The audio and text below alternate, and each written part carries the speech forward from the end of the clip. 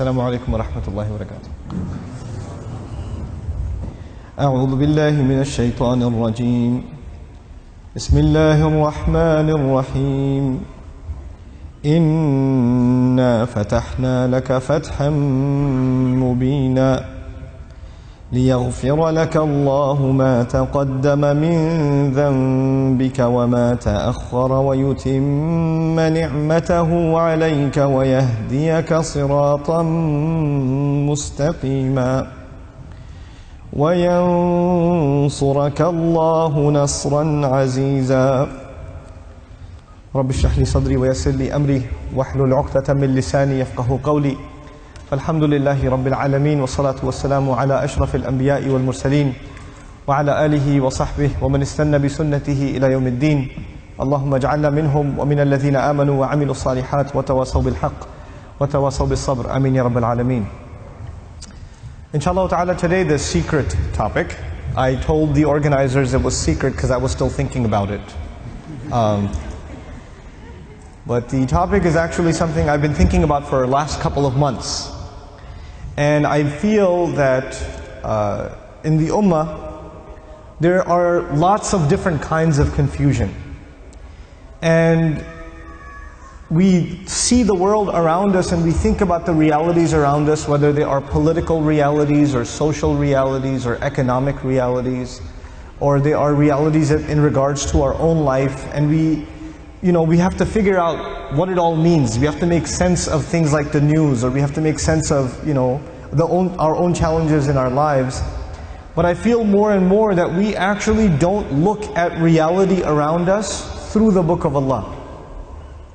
In other words, the best way to understand reality is to understand certain concepts from Allah subhanahu wa ta'ala. And once you understand those concepts, your view and your perspective and your opinion changes. Now I want to give you an example before I begin the specific conversation. And that is that, imagine that you are wearing glasses, or you have really weak eyesight. You have really weak eyesight. And you're not wearing your glasses. Okay? So you can see, but you can't see accurately. Right? There's something missing in what you can see. You may see that there's a sign, but you may not be able to read it exactly. You understand what I'm saying? But once you put the right lenses on, you put the right glasses on, then now you can see things clearly. I want you to think of the Qur'an, and especially the Book of Allah, the Qur'an, as a kind of glasses. Once you put them on, once you start thinking through the Qur'an, reality becomes clear. Like you start seeing things in a different light, that you did not see them in the same way before. Okay? I'll give you a small example of that before I actually talk about the ayat that I really want to talk to you about. And this is actually, in my opinion, it is probably going to take me about 6 months to a year, if not more, to study this one surah before I can comprehensively talk about the surah. But right now I'll just share with you some brief concepts. But before I do, just an example. If I was going with a bunch of young men and women on a bus, and we drove by a beautiful mansion, it's just a gorgeous house on top of a hill. On the other side there's the ocean. Just an absolutely beautiful, stunning house. And the driveway into the house, there's a gorgeous car parked outside. And on the back of the house there's this incredible backyard and a swimming pool and all of it. I mean, whatever you can imagine is there. It's like it's a piece of Jannah on earth. And you see the guy walking into his house. We're driving on this bus and we see this guy walking into his house. And I asked these young men and women, do you think that guy's successful? Do you think he's successful? Overwhelmingly, what is going to be the response? Yeah, that's pretty successful. And the guy, look at him. Look at what he's accomplished in life. That's a pretty successful person. Okay. When you take a picture of someone graduating from college, they're shaking hands with the president of the university, they're being handed their diploma, and somebody asks you, you think that's successful? What are people going to say? It's going to be Muslims and non-Muslims. Everybody's going to say that that is a kind of what? Success. I'm going to congratulate my children one day when they graduate from college too, because that's a kind of success. When somebody gets a job, is that a kind of success? Sure. We congratulate people when they get a job. When somebody buys a house, when somebody starts a business, when somebody gets a new car, when somebody gets married, when people accomplish things in life, then we celebrate them, because these are different kinds of small and big successes. Isn't that true? So the bus keeps driving, and we see a man, a homeless man, who's living in a cardboard box on the street. And he looks like he's wearing clothes from a couple of years. And you don't want to go close to him because of the smell. And I ask my students, do you think that guy's successful? What do they say? They say he's not successful. Now imagine if I was riding in this bus, but in this bus there were not Muslim boys and girls, but they were Christian boys and girls, or Jewish boys and girls, or atheist boys and girls, or agnostic boys and girls, or Buddhist boys and girls. And I asked them the same exact question. Do you think their answers would be the same? Yep, their answers would be the same. That's the problem. The problem is the way we think about success and the way we think about failure. For Muslims, it's supposed to be different. All human beings can see it a certain way, that's fine. They have the apparent view of success and failure. But us, Muslims, Allah has given us clearer glasses. And once you look at reality through these glasses, you see something other people cannot see. You see something other people cannot see. So when you put those glasses on, then you start thinking about the Book of Allah, and you realize that one of the most beautiful, captivating, magnificent homes that was ever built was the castle of Fir'aun. It was one of the most amazing homes ever built. And if our bus was driving by the castle of Fir'aun and he was walking into his house, and I asked my Muslim children, is that successful? Is that guy successful? What would their answer be? Fir'aun is not successful. He's one of the worst losers in all of human history. Isn't that the case? What was the second kind of person we ran into? There was one guy walking into a mansion. What was the other guy? He was a homeless guy. Okay. Ibrahim alayhi salam was kicked out of his house. He was told to leave the house. So he's homeless. Well, was he successful? He was. Actually, he's one of the most successful human beings that ever lived. Now the Quran is teaching me that a homeless man is successful, and an incredibly wealthy man is what? A failure. You know what the Quran is teaching me? The Quran is teaching me that success has nothing to do with wealth. And failure has nothing to do with poverty. Success and failure are different concepts for us than they are for everybody else. Some of you want your children to get a good education. I want you to think about this. The parents here, you want your children to get a good education. Why do you want your children to get a good education? Because you want them to be successful. Isn't that the case? You want them to get a job. You want them to get a good career. You want them to have a good life. You don't want them to rent an apartment. You want them to buy a house. You want them to go into a good paying profession. You want them to become a lawyer or a doctor. You want them to become an engineer. You know? This is what you want for your kids. You want them to have a good life. Now tell me, sometimes we send our children to school and we send them to a different country, or we send them to a different state or a different city. And even before our children left our home to go to these schools, you already notice that they are starting to disobey you. They're becoming disobedient to you. They're becoming less and less and less mindful of their prayer. And you're thinking in the back of your head, maybe if they go to college in a different city, that things are going to get worse. They're going to become even more rebellious, even more independent, even more careless. But then you think to yourself, but if they don't go to college in a different city, they're not going to succeed. They're not going to succeed. So you know what most parents do? What decision they make? Let them go. Let them go. Then 4 years go by, and then I get the email. I get the email, my child doesn't talk to me. My child wants nothing to do with me. My child has run off and married a non-Muslim. My child tells me that he doesn't believe in Islam anymore, or whatever. That didn't happen overnight. That process began a long time ago.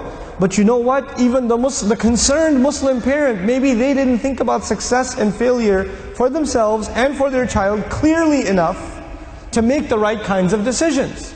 Because in their head, so long as they graduate from college, they must be what? Successful. The price was too high. The price was not just the tuition. That's not the only, you didn't just pay tuition. You paid the price of guidance in some cases. That's a too high a price to pay. There's a lot of serious things for us to think about as families when we make our decisions.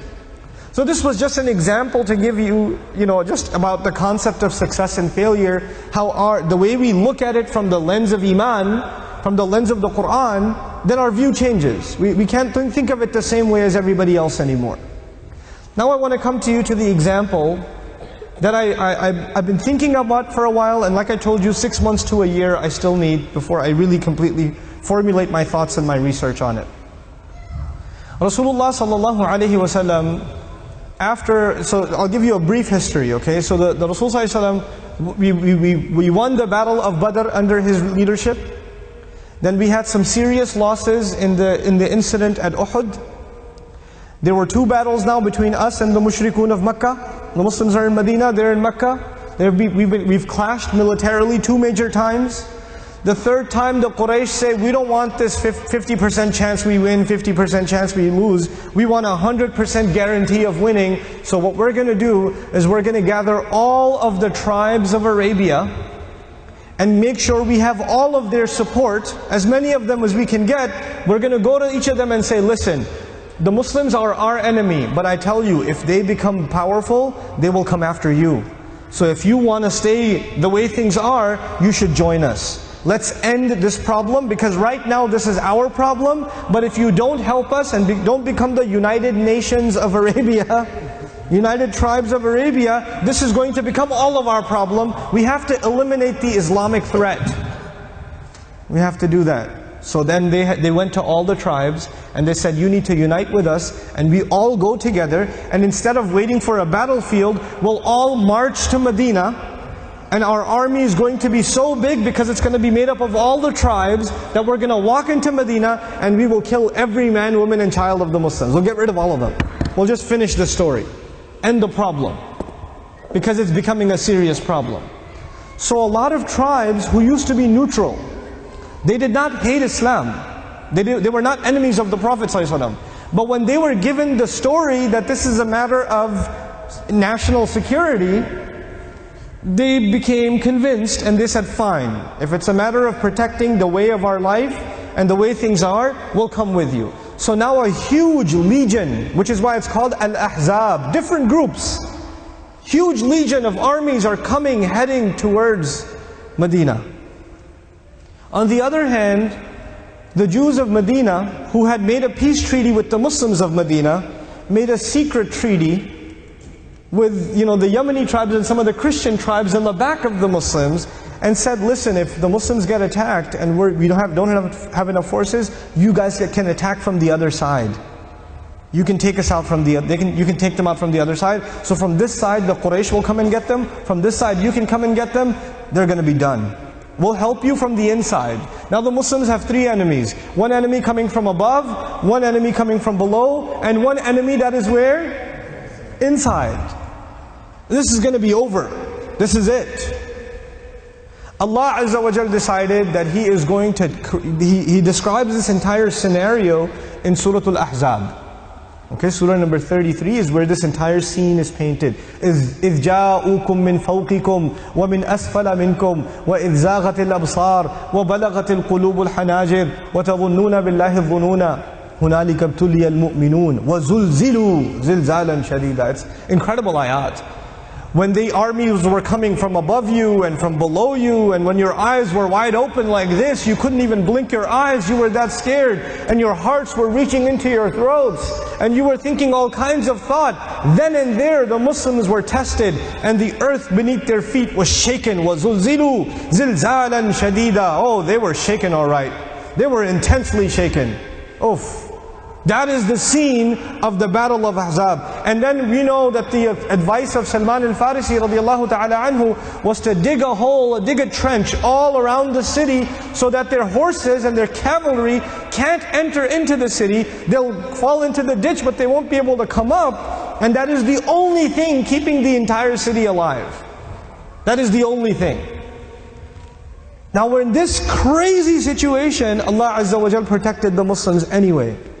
And they are waiting outside because the city does not have all of the food supplies and all of the rations inside. Eventually they're going to run out of food. Eventually they're going to run out of supplies. So they will have to surrender. Eventually. So the armies decided that we'll just wait outside the trench. Fine, we won't fight. We won't come into the trench, we'll just wait outside. After 5-6 weeks, the people inside will die anyway of starvation. Or they'll come out and surrender. So Allah Azza wa Jal sent, إِذْ أَرْسَلْنَا عَلَيْهِمْ رِيحًا وَجُنُودًا لَمْ تَرَوْهَا. We sent winds against them. Now imagine the army's camp. Guys, I want you to imagine this picture. There are soldiers, they've got a... Whoa, where did that come from? Allah sent winds and somebody sent a balloon. Well anyway, okay, so you've got these tents. Armies, soldiers have tents. And how do they cook? They make a barbecue outside with a fire, right? They don't have microwaves back in the day. So they have to make a fire. And they're cooking their food or whatever. And a wind comes. And the pot tips over. And it sets fire to the tent. And when it sets fire to the tent, the horses go crazy and they run away. And the fire spreads and 3 or 4 or 5 tents are on fire now. In other words, these winds kept coming and causing so many problems for the army on the outside that eventually they said, we can't stay here anymore. They left. They left. So instead of waiting for the Muslims to come out, they couldn't handle it on the outside. Allah defended the Muslims by the wind. By the wind. And they left. They failed. They failed in their attack. 6 months later, I'm fast forwarding history for you. Study the seerah exhaustively because these are important events in the life of the Prophet ﷺ. But I just want to get to these ayat, so I'm giving you the fast forward version. 6 months go by. And after 6 months, the Prophet ﷺ says, I have seen a dream. And in my dream, according to and by the way, the dream of a prophet is wahi, is revelation. So what he sees, we have to do it. I have seen a dream that we are going to enter the Kaaba. And we are going to enter the Kaaba peacefully. We're not even going to have to fight. And we're going to go there and make Hajj. Now when you go to Hajj, can you take your shotgun with you? Can you take your sword with you? Can you take your spear with you? Can you take your bow and arrow with you? No. No. You don't take weapons to Hajj. Okay? You don't take weapons to Hajj. And the dream says that you will go, and will you go for war or you will go peacefully? You're going to go peacefully. And where are you going to go? Let me ask you again so I know you're still awake. Where are you going to go? You're going to go to Mecca. Where did the Quraysh come from? Mecca. Where did they come? To Medina. Why did they come to Medina? To kill all the Muslims. And now the Prophet sees a dream. 6 months later, we should go to Mecca. And we should go without any weapons to make Hajj. And nothing's going to happen because I've seen a dream. And the Muslims believe him. Let's go. If you've seen a dream, let's go. If you ask anybody else to follow into the city that was just thirsty for your blood, you want to go there and make Hajj? Are you sure? Are you sure that was your dream? No, no, no. Let's just go. قال رسول الله صلى الله عليه وسلم لقد صدق الله رسوله الرؤيا بالحق. He said the truth. Let's follow him. So they go. Now, when you go to Hajj or you go to Umrah from here, how long is the flight? I don't know. Tell me. 14 hours? Allahu Akbar. Inna lillahi wa inna ilayhi raji'un. 14 hours. I'm sure their trip from Medina to Mecca must not have been 14 hours. It must have been less. Oh wait. They were walking. They're walking from Medina to what? Mecca. So it's going to take a few weeks, maybe even months before they get there. They're not like you, who go to the airport, then wait in the lounge for 2 hours, then go on the plane, which is air conditioned, with a TV screen in front of you, which helps you prepare for Hajj. Okay? And you're sitting on the couch like, ah, this is so uncomfortable, my back. You know, 14 hours, there's a 1 hour delay. Astaghfirullah. These guys are walking. Is there air conditioning? Is there any lounge, like a club lounge where you can get a snack? No. Is there anybody walking over and offering them headphones or a wet towel or? Is there snacks offered every few hours or? And the closer they get, the closer they're getting to their own death. I mean, if you think about it, who wants to kill them? The Meccans. And you're going into their city, you're going into the lion's den itself, without weapons, you're going to get killed. So they're walking with Rasul Sallallahu Alaihi Wasallam. They're going to Mecca. They get close enough. And there's an interesting story. You have to understand different sides of this story. Again, because I have to fast forward this for you, I have to skip parts. But the Quraysh found out that the Muslims are coming. So they, is there a fight back there? What happened? It's okay. No, it's not that interesting. If something interesting happens, I'll tell you. Okay. So what was I saying? Something about Islam? What was I saying? Remind me. The Quraysh. The Quraysh found out that the Muslims are coming. And they also found out that the Muslims are coming unarmed. They're not armed, they're coming unarmed. So they said, if they get too close, there's going to be a problem. Let's try to kill them before they get any close. So they sent Khalid ibn Walid radiallahu ta'ala anhu, because he had a fast battalion. Him and his men were fast. They were quick horsemen. To go and catch the Muslims quickly, maybe even around the area of Badr, quickly catch them and kill them. Kill all of them before they get close to Makkah. I'll tell you why they didn't want the Muslims to get close to Makkah. I'll tell you later. But you know, Rasul Sallallahu Alaihi Wasallam found out, because he had sent some scouts, he found out that Khalid is coming this way. So the Muslims went the other way. And they ended up in the place called Hudaybiyah. They ended up in Hudaybiyah. Now the thing is, let me tell you why the Quraysh didn't want them to get close. The Quraysh, what did they have all around the Kaaba? Do you know? What did they have all around the Kaaba? Idols. And each of these idols is from a different tribe. Okay, so they're not all idols for the Quraysh. Some idols are for the people of Ta'if, some idols for the people of somewhere else, you know, the Hudalis or whoever else, right? Different tribes, all of their idols are sitting in Makkah. And why does everybody respect Makkah? Why does everybody respect the Quraysh? Because they hold the idols. And also because they take care of people who come and give and do the tawaf and do the hajj. And why do they have respect? Because if somebody comes unarmed to Makkah to do hajj, even if it's a hajj of shirk, even if they come for that, then the Meccans will take care of them or attack them? They'll take care of them. And that is the only reason all of Arabia respects Makkah. So if the Muslims are coming for Hajj and they are unarmed and the Quraysh attack them, then they will lose the respect of all of the Arabs. And all of the Arabs are already angry with Makkah because Makkah told them, Quraysh told them to leave their homes and come out and kill all the Muslims. But did they get to kill the Muslims? No. And is it cheap to gather an army or expensive? It's very expensive. So all the tribes spent a lot of money to come and try to attack the Muslims, but that failed. And now they've all gone back, and are they ready to listen to Makkah again, to Quraysh again? No, like you wasted our time and money. We went out there for nothing. We're not listening to you people again. And now the Muslims are coming, and if you try to kill the Muslims when they're making Hajj, it's not like the rest of the tribes like Makkah right now. So the Quraysh are like, if we attack the Muslims after they have reached the miqat, and after they've reached Hudaybiyah, then all the Arabs are going to say, forget these Meccans, man. They cost us all this money, and now they're killing Hujjaj. Forget these people, let's kill them. So now the Quraysh cannot kill the Muslims. They're stuck. They're stuck. But the Muslims don't know that. The Muslims are just going and they think that the Quraysh might still what? Kill them. They stop at Hudaybiyah. Rasulullah ﷺ sends somebody inside. He sent Uthman radiallahu anhu inside as an ambassador. We're coming to make Hajj. We're not going to fight. We're just coming to make Hajj, which is pretty amazing. You guys just tried to kill us and now we're going to walk into your house. So would you know, what's up? And we're going to go around your house, and we're going to walk back.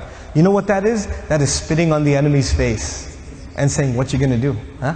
What's he going to do? So the Quraysh, they don't know what to do, but they arrest Uthman. They're panicking. They don't know what to do. What is he doing here? What do you mean they have an ambassador? What do you mean they're in Hudaybiyah? Capture him, detain him, arrest him. And they arrest him, and the rumor spreads that they killed him. The rumor spread that the Quraysh have killed who? Uthman radiallahu anhu. Where's the Prophet ﷺ and all of the Muslims? Where are they? You tell me now. They're in Hudaybiyah. So these Muslims are in Hudaybiyah, and they get the news, they get the rumor that Uthman has been killed. But the truth of it is, Uthman has not been killed, he has only been what? Arrested. But when the Prophet hears that Uthman has been killed, radiallahu anhu, he gets very upset. And he gathers all of the Muslims. And he asks them to take an oath of allegiance under a tree. He calls them and says, you have to pledge to me that we will take revenge for the murder of Uthman. We're going to go into Makkah and we're going to take revenge for what they did to Uthman. Now he's going to take this oath from the people who came for war or came for Hajj. So do they have weapons or no? No, they only have the knife, the small knife that they use to slaughter the animal. That's all they got. They have no shields, they have no bow and arrow, they have no spears, and they're going to go inside the most heavily armed weapons depot city in all of Arabia, and that is Makkah. They're going to go inside Makkah to take revenge for Uthman. And Rasulullah says, I need you to pledge to me that you will be loyal to me and you're going to go. Because we have to seek revenge for Uthman. Did the Muslims agree? They agree. All the Muslims who agree, are they also now, they also know, what are the chances? Are we going to win or are we going to get killed? So we're ready to be killed. We're ready to die. Now, I want you to understand something. Actually, no, not yet. I'll tell you later. I'll tell you later. Now the Muslims are ready to go kill. And when the Quraysh find out the Muslims are ready to go into war, they say, no, we didn't kill Uthman. We just arrested him. You can have him back. Take him back, take him back. Calm down. Now the Muslims were already ready to fight, but then they what? They calmed down. Then they said, okay, let us come make Hajj. No, you can't make Hajj. You can't make Hajj. Let's make a treaty. This is called the treaty of what?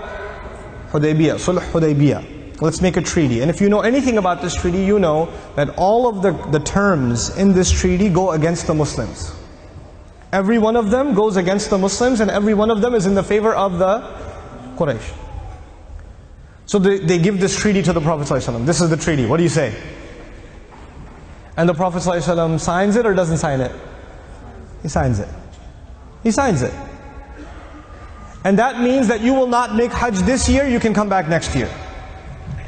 You don't make Hajj this year, you can come back next year. Now let me tell you something. If you paid for your Hajj package, and you flew to Medina, and when you got to the airport in Medina, after a 14-hour flight and a couple of halal McDonald's, when you got to the passport office, the guy looks at you and says, come back next year. Go. What are you going to do? What are you talking about, mate? You can't do that to me. I came for Hajj. What do you mean go back? Yes, go back. And go back peacefully. Like, you can't do this to me. I flew all this way, 14 hours. I paid for my ticket. I got the visa. I got the approval. I have the Hajj package. No, go back. Where did these people come from? They came from Medina. Muslims came from Medina. Did they fly over to Makkah? Did they walk over to Makkah? They walked over to Makkah. Are they hoping to make Hajj? Yes. And when they finally get there, Rasulullah ﷺ says, he signs the paper and says what? Okay everyone, let's walk back to Medina. Now I want you to understand, human beings have emotions. We're all human beings. Sahaba are human beings too. Human beings have emotions. And it is very hard sometimes to control our emotions. And sometimes when our emotions get out of control, we become chaotic. We become chaotic.